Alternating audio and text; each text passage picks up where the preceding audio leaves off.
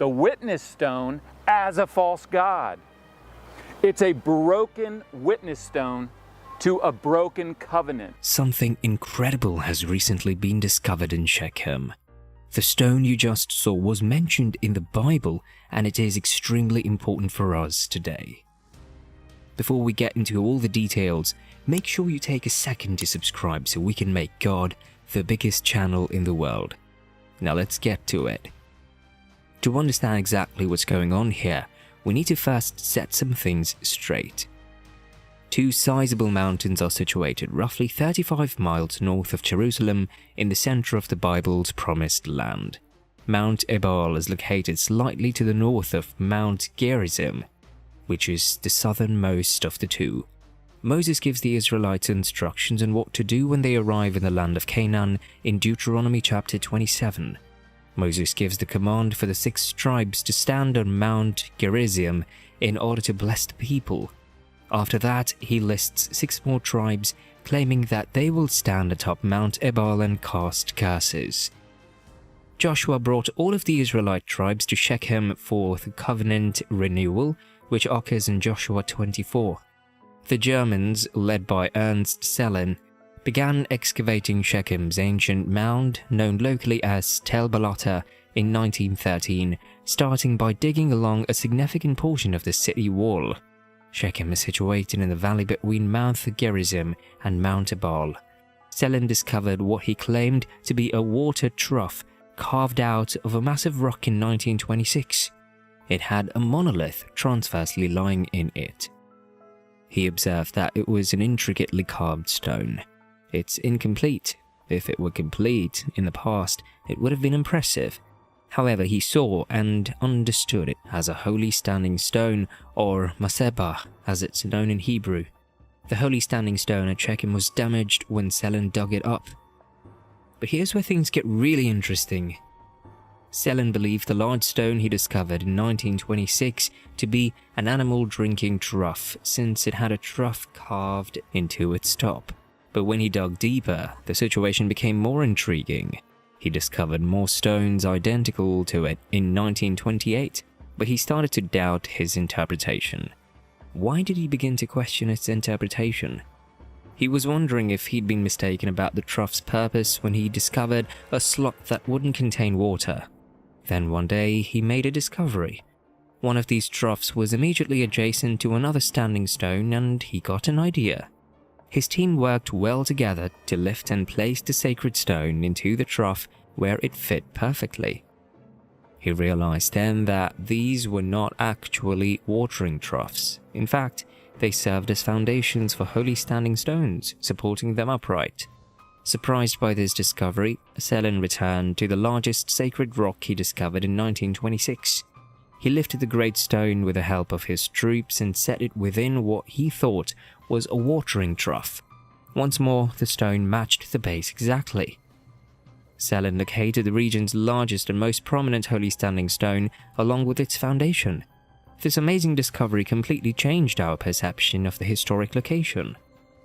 Photographs taken during Sellin's excavations in 1926 show an incredible find. It displays a huge stone that Sellin discovered. Right in front of it are the ruins of an altar covered in bones from sacrifices from a long time ago. And just before that altar was the doorway to a huge structure that Sellin believed to be a temple. Sellin and his colleagues discovered these holy stones as they continued to dig. Unfortunately, the laborers began smashing them with a sledgehammer without realizing what they were. They destroyed the sacred stone on the north side of the temple entrance, and it's gone forever. Sellin reached the southern side in time to preserve a section of the stone. He was able to save the very bottom bit just before it was demolished fully. The reconstruction of the temple is feasible given the archaeology and top blueprints from the excavation reports. The altar was in front of the temple entrance, and 2 more sacred stones stood on either side of the massive sacred stone. There were 2 rooms inside the temple structure. The first room is accessible through the temple's entryway. Pillars surround this section, and the tall walls enclose the entire building. This temple is sometimes referred to as a temple tower or even a fortress temple because of its incredibly thick walls. These walls are as large, if not larger, than the city walls of Shechem because their inner section is roughly 17 feet thick.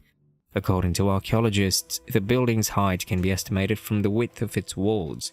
They therefore believe that this temple was a multi-story structure held up by these massive walls.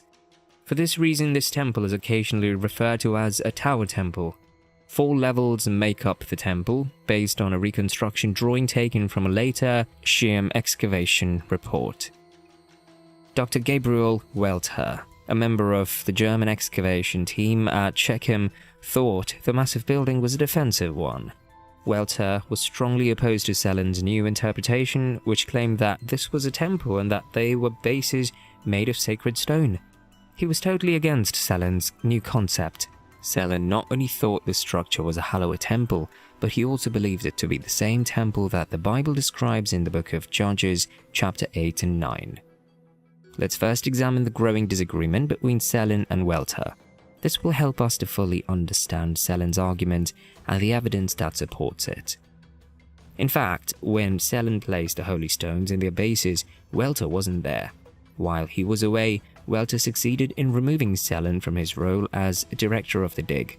Welter returned to Shechem and took charge of the excavation, removing Sellin from the scene. But here's where the story takes a turn. A researcher with close connections to the dig, Dr. Schmidt, documented the extraordinary events that followed. His in-depth descriptions help us understand the drama as it's playing out. Schmidt writes, "A few weeks later, Dr. Welter visited and was furious to see the erected matzahs. He removed them from their sockets and threw them down the field's slope. The way the Bible interpreted the sacred stone upset Welter. He decided to take extreme action because he didn't agree with Sellin's point of view. Frustrated, he pulled the holy stone and its base off the platform.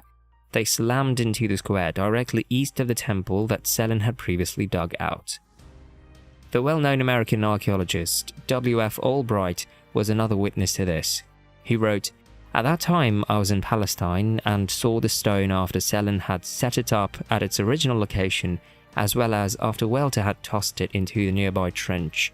During this process, it ended up breaking even further."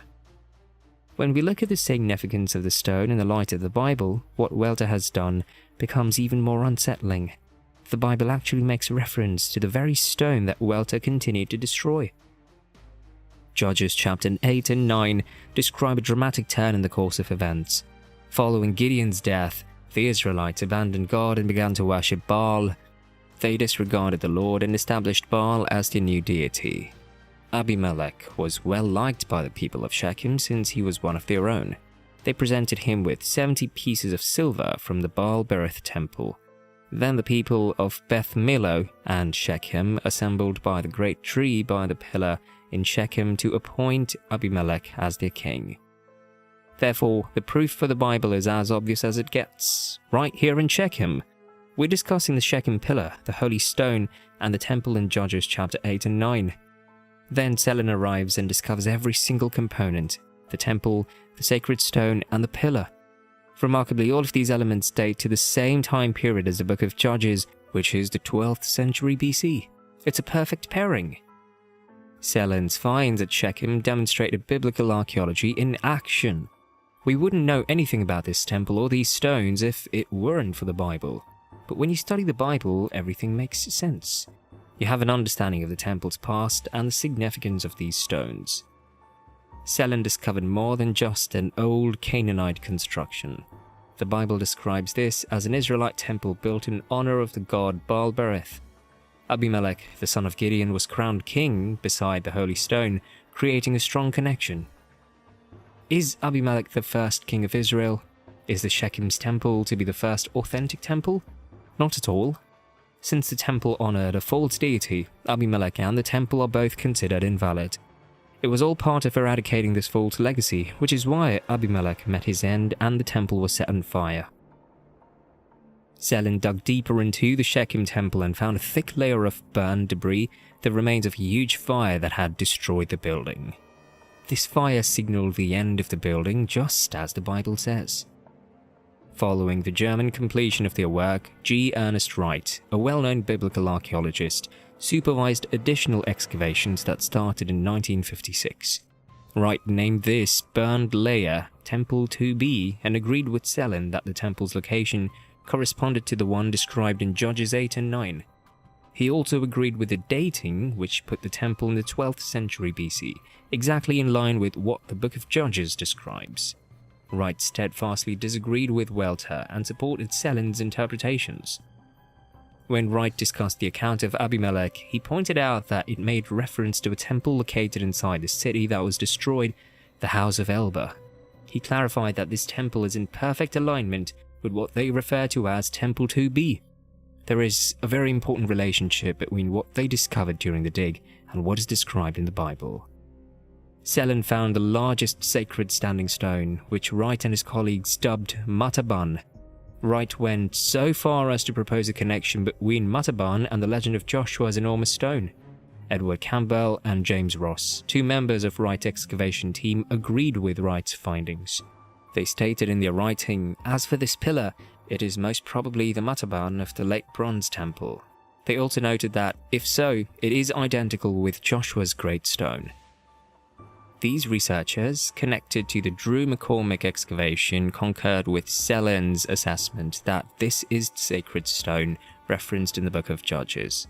They also believed that its mention in the Book of Judges gave it significant importance. In fact, they thought it was the very same stone, Joshua's stone, that was addressed in Joshua 24. Unfortunately, a close examination reveals that Sellin found a broken stone. However, you can see how skillfully carved it is on the large portion that is still intact. It was carved to stand straight and carefully smoothed. It makes sense that they carved it to provide room for plastering and writing. Why is it called the witness stone? It's known as the witness stone because the covenant is carved on it. The stone outlines the conditions of the agreement between Yahweh and Israel. Any Israeli wanting to learn more about the covenant can visit Shechem, where the covenant was renewed. The Bible's repeated mention of the stone makes it so significant. What's unsettling is the knowledge that Dr. Welter caused more harm to this stone by taking it out of its original location and tossing it into a deep pit. In 1960, archaeologist G. Ernest Wright discovered this precious stone and its foundation from the bottom of a pit. After realizing the stone's biblical importance, Wright set out to retrieve both the stone and its base. His objective was to place them back where Sellin had originally found them in 1926. If you made it all the way to this part in the video, you may qualify for our membership, so you might want to listen